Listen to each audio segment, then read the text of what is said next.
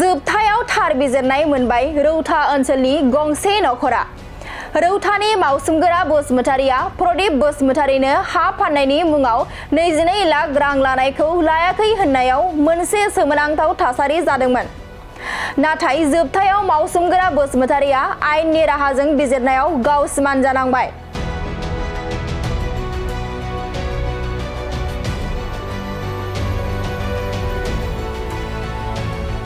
मावसोमग्रा बसुमतारिनिफ्राय बे हा फाननायखौ लानानै केस होनाय जादोंमोन।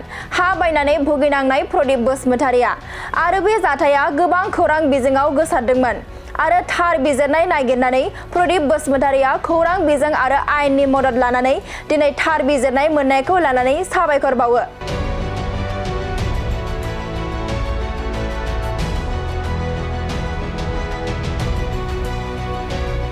मख'जाथावदि मावसोमग्रा बसुमतारिया प्रदीप बसुमतारिनो 1 कटा 10 लेसा हा फाननायनि मुङाव गुबुन महर होनो थांदोंमोन। नाथाय जोबथायाव आयेन आरो पुलिस बिफाना गोख्रों नायबिजिरनायाव मावसोमग्रा बसुमतारिया सिमान जानाङो आरो जोबथायाव 22 लाख रां होफिननायनि अनगायैबो 1 लाख बांसिन होनांनायनि मोनसे नेम खालामो। थामहिनबा 22 लाखनि जायगायाव दायो मावसोमग्रा बसुमतारिया प्रदीप बसुमतारिनो 23 लाख रां होनांसिगोन होनना बे समाव प्रदीप बसुमतारि बिथाङा खौरांगिरिफोरखौ साबायखर बावनायजों आयेनखौबो साबायखर बावो। गिबियावनो गासै बर' रायजो राजाफोरनिसिम लोगोसे ससियेल मिडिया, निउज पर्टेल, इउटुबार बिथांमोननिसिम गिबियावनो रोजा रोजा आंनि अननाय आरो खुलुमनायखौ सिबिहरनाय थाबाय। आं थांनाय 23 मार्चआव रौता थानायाव मोनसे प्रेस मिट खालामदोंमोन आरो बे प्रेस मिट खालामनायनि ओंथियानो जाहैबाय जोंनि हा फाननाय आरो बायनाय लेनदेननि थाखाय।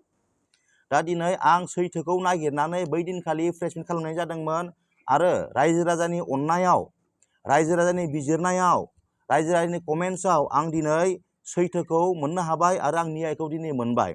बेनिखायनो आं गासै रायजो राजाफोरखौ रोजा रोजा आंनिफ्राय साबायखर बावहरनाय थाबाय। दा बेयाव रादाय बायदियै हा फानग्रा बिथाङा आंनो हानि मुङै जिथु रां लादोंमोन बे रांखौ होफिननो थाखाय बिथाङा राजि जाबाय आरो जिथु आं कन्ट्राक्ट माखासे खामानि मावदोंमोन बे खामानि मावनायनि बिनिमयाव 1 लाख रां बिथाङा एक्सट्रा होदेरनानै गासै आंनो 23 लाख रां होनो थाखाय राजि जाबाय। आरो बेयाव आं थांनाय 8 तारिखआव 2 लाख रांखौ लाखाबाय आरो 2 लाख रांखौ फैगोन 11 मासनि गेजेराव बिथांमोना होगोन होननानै आंनो नैबे चेक लिरनानै होदों।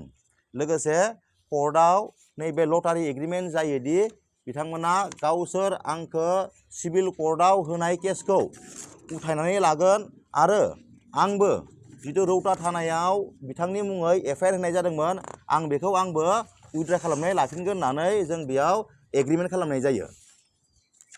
दा नेक्स्टआव माखासे आं बिथां मावसोमग्रा बसुमतारिनि बिफाखौ मुं लानायाव न'खरनि आरो माखासे रायजोफ्रा गाज्रि मोनदों आं खोनानो मोनदों। आं बेयाव निमाहा बिहरो जे आं बेखौ थोंजोङै बिथांनि नामखौ आं लानाय जायाखै। जेरै आं प्रदीप बसुमतारि, आंनि बिफानि मुङा जाहैबाय फादुला बसुमतारि। जेब्लासिम आंनि आफानि मुं फैफाया आंनि नामा लिगेल जाया। मानो होनबा जों मोनसे लिगेल डकुमेन्ट्स खालामनोब्ला अट'मेटिक बिफानि नामा थाफाब्लासो लिगेल जायो।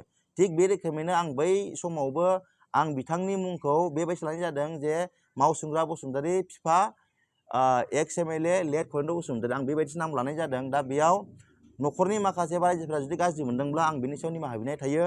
आरो लोगोसे आङो इमोसनेलाव बै दिनखालि जुदि सोरखौबा बायदिसिना बुंफ्लांबाय, गुबुननि खोथा बुंफ्लांबाय, बेफोरखौ जुदि सोरबा गाज्रि मोनदोंबा आं बेखौबो गिबियावनो निमाहा बिनाय थाबाय। गोजोन्थों। बे केसनि सोमोन्दै बे केसा उथायगोन ना बिदिनो थाबाय थागोन बे केसा? बेयो केसखौ उथायनो बेयाव रादाय खानाय जादों। अट'मेटिकलि बे केसा बिथांमोना केसखौ उथायनानै लासिगोन आरो आंबो रौता थानायाव FIR होनायखौ आं उथायनानै लाफिननायनि रादाय जादों।